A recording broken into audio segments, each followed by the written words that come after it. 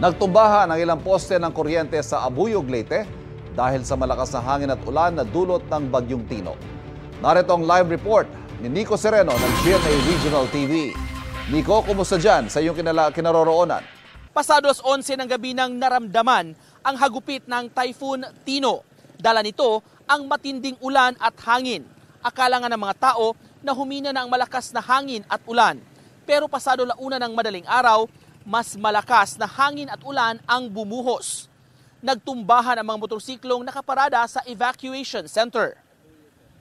Alas 4 ng madaling araw, sumama kami kay MDRRMO Head Eric Barcelo na nagsagawa ng initial inspection.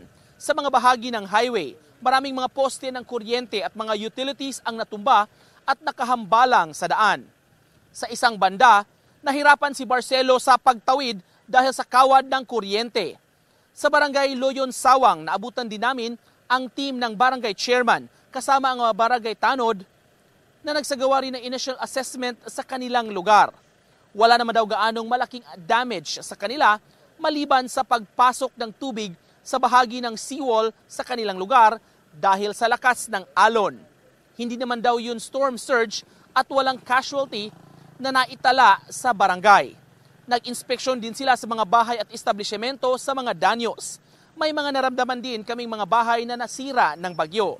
Maging mga puno, nabuwal at nagsitumbahan. Pakinggan natin ang interview sa local LDR officer at sa mga kawad ng kuryente.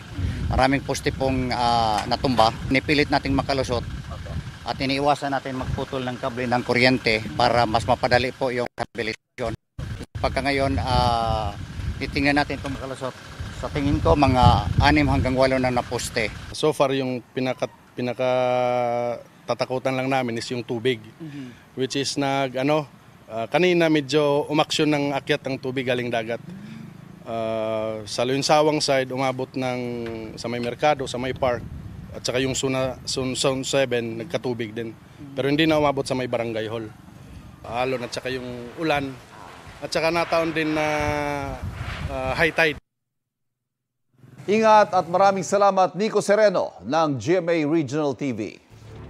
Kapuso, huwag magpapahuli sa latest news and updates. Mag-iuna ka sa balita at mag-subscribe sa YouTube channel ng GMA Integrated News.